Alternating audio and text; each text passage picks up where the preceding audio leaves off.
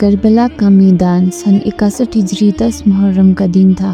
ساتھی شہید ہو چکے تھے جوانان جنت کے سردار علی اکبر، حضرت عباس، قاسم، صفرا حقمی قربان ہو چکے۔ اب میدان میں صرف ایک چراغ باقی ہے، امام حسین، تنہا، پیاسا، زخمی، مگر حوصلے پہاڑ جیسے، نظریہ آسمان سے بلند۔ امام حسین نے آخری مرتبہ دشمنوں کو پکارا، اگر تمہیں مجھ سے دشمنی ہے تو میرے اہل بیت پر پانی بند کیوں؟ مگر جواب تلواروں کی زبان میں آیا۔ یزیدی سپاہیوں نے چاروں طرف سے گھیر لیا۔ ایک ظالم نے نیزہ مارا، ایک نے تیر برسائے۔ امام حسین گھوڑے سے زمین پر گرے اور پھر اپنا چہرہ خاک کربلا میں رکھا، پیشانی کو سجدے میں جھکا دیا۔ لبوں پر تھا، اے پروردگار، میں نے تیرے دین کو بچانے کے لیے اپنا سب کچھ قربان کر دیا۔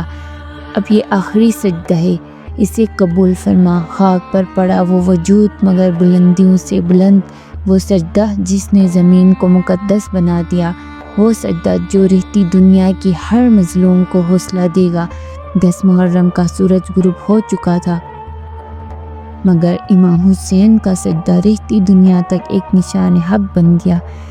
آج بھی جب کوئی مظلوم سر اٹھاتا تو کربلا کی صدا آتی، سر دے دینا مگر ظلم کے آگے جھکنا نہیں۔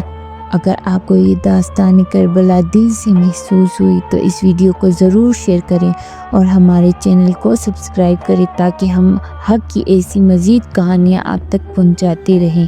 امام حسین زندہ ہیں ہر مظلوم کے دل میں۔